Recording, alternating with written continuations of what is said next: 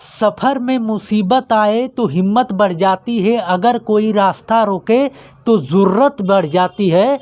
बिकने का इरादा हो तो दाम कम हो जाते हैं अक्सर। अगर बिकने का इरादा हो तो दाम कम हो जाते हैं अक्सर, ना बिकने की ठान लो तो कीमत बढ़ जाती है। हेलो दोस्तों, आप सभी का स्वागत है आपके अपने यूट्यूब चैनल ऑपरेशन विजय में। दोस्तों, मैं हूं अखिलेश यादव। आज हम लोग साइंस में पढ़ेंगे गति और वेग, यानी स्पीड एंड वेलोसिटी की आगे क्लास देखेंगे। आज हम लोग गति के तीनों समीकरणों को समझेंगे। इसके पहले 3 लेक्चर हो चुके हैं, जो तीनों लेक्चरों का जो है लिंक इस वीडियो के डिस्क्रिप्शन में दिए हैं। तो अभी तक नहीं देखे तो जाकर जरूर देखिएगा। वो तीनों वीडियो जो है थ्योरी पे बेस हैं, क्योंकि आगे के जितने क्वेश्चन आएंगे इसके बाद जो तीनों गति के तीनों नियमों को बता के उसको जितने न्यूमेरिकल आएंगे सब अगर आपको थ्योरी पता है तो बहुत आसानी से लगाएंगे। तो ठीक है, तो आज शुरू करते हैं। आप शुरू करते हैं गति के तीनों समीकरणों को। गति के नियम देखिए, तो इसको एकदम विस्तार से बताते हैं, क्योंकि यहीं से सबसे ज़्यादा आता है ग्रुप डी और एनटीपीसी में खास करके। तो एकदम कंसंट्रेट होकर समझिएगा। देखिए, गति के नियम होते हैं क्या। पहला होता है जब गाड़ी 36 चले, गाड़ी 36 या गाड़ी या पिंड जब 36 चले, यानी कि हॉरिजॉन्टल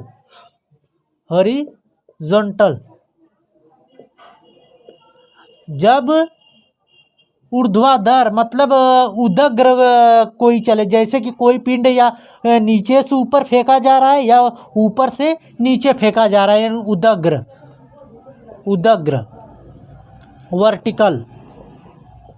एकदम कंसंट्रेट होकर पढ़ना दोस्तों।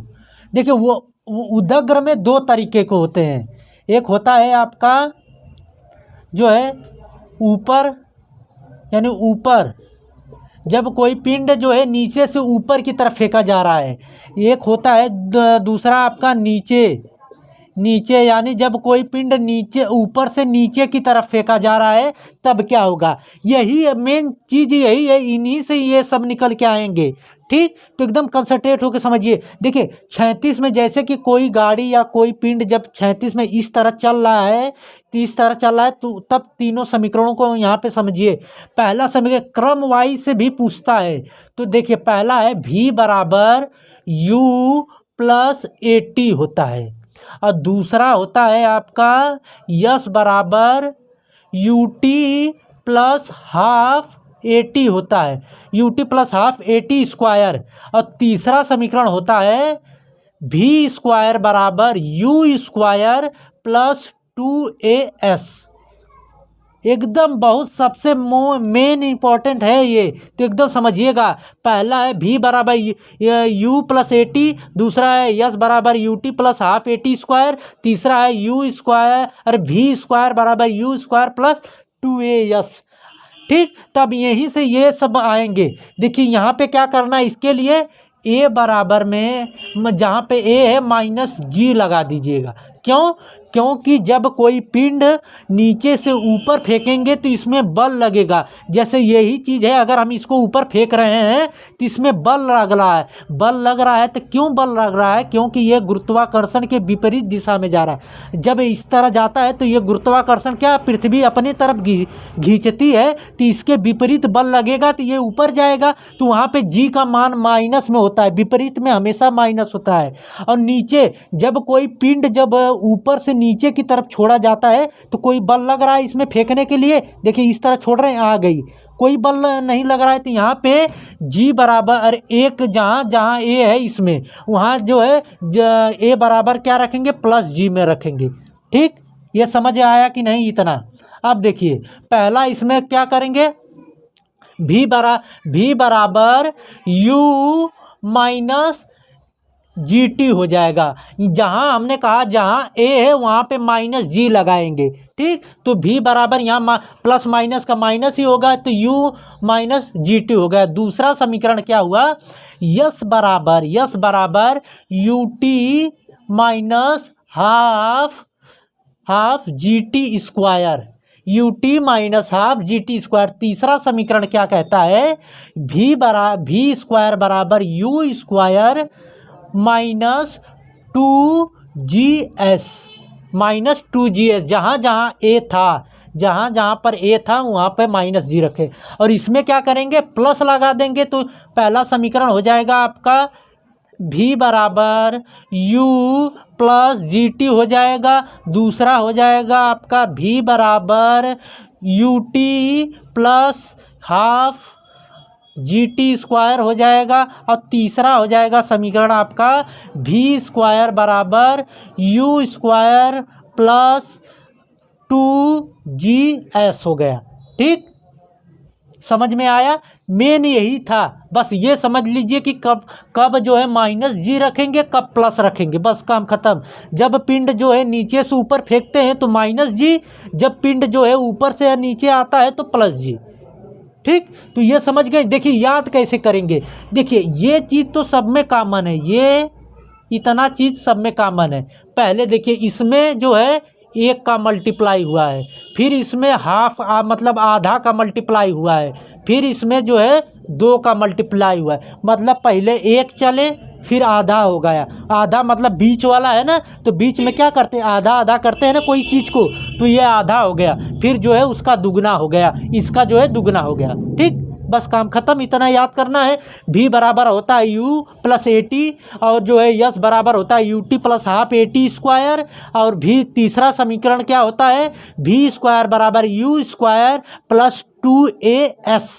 आपसे ये क्रम भी पूछेगा कि बताइए कि गति के जो तीनों समीकरण हैं पहला समीकरण कौन सा है, तो आपसे ये क्रम पूछ देगा कि ये है कि ये पहला है कि ये पहला है। लोग जो है सम से याद कर लेते हैं, जब पहला दूसरे की बारी आती है तब यहाँ पे कन्फ्यूज़न हो जाता है।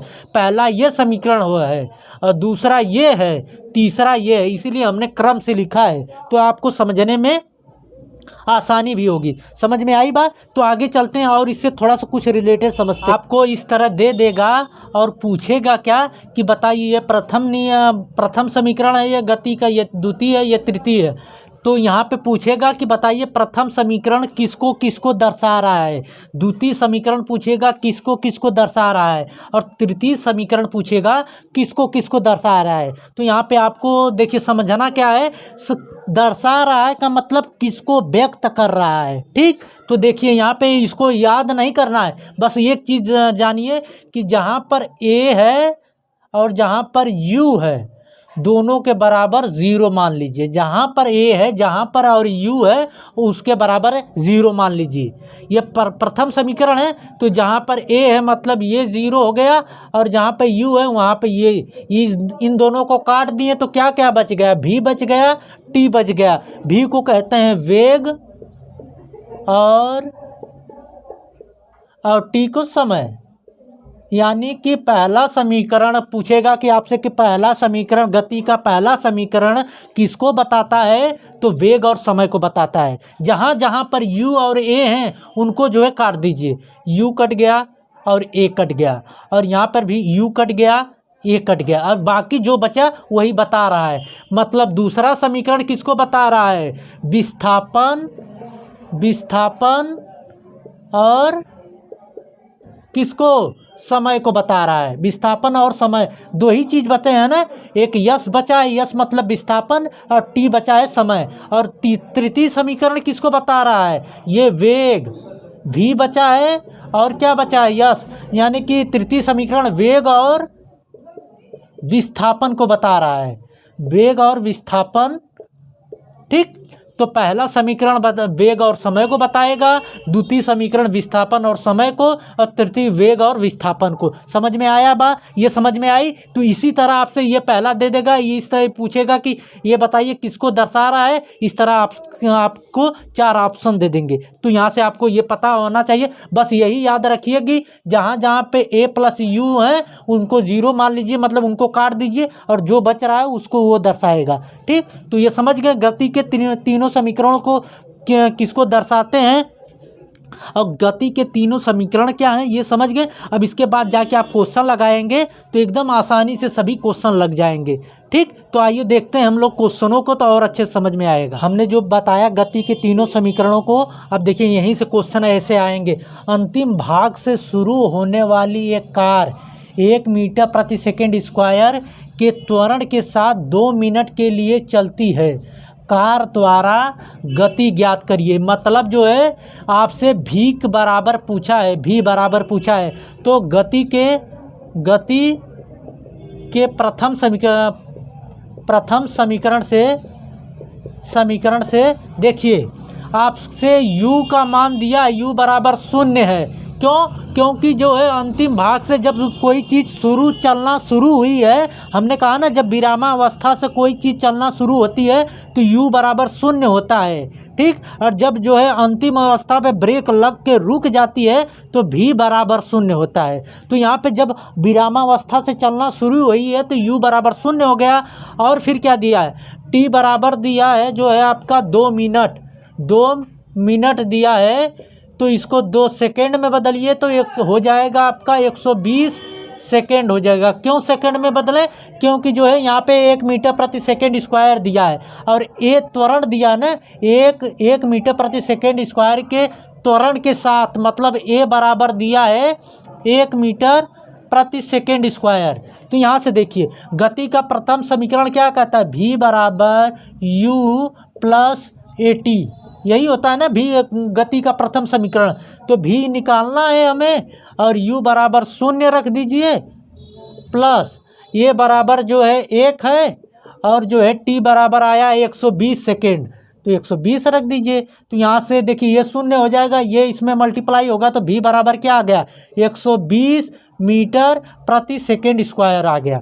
v का मान कितना निकल के आ गया, कार द्वारा प्राप्त गति, मतलब अंतिम गति पूछा था आपसे, तो कार द्वारा अंतिम गति क्या हो जाएगी, 120 मीटर प्रति सेकेंड स्क्वायर हो जाएगी। समझ में आई बात। तो इसी तरह जो है न्यूमेरिकल आपसे आएंगे, इससे और बढ़ के आते हैं क्वेश्चन। तो और जो है जितने पिछले ईयर के क्वेश्चन आए हुए हैं हम जो है अगले वीडियो में लेके सभी को आएंगे और सभी को कराएंगे। तो आई होप कि ये वीडियो पसंद आई होगी दोस्तों। तो अभी तक चैनल को सब्सक्राइब नहीं किया, सब्सक्राइब कर लीजिए और बेल आइकन को दबा लीजिए कि आने वाले वीडियो का नोटिफिकेशन मिलता रहे। मिलते हैं अगले वीडियो में। जय हिंद।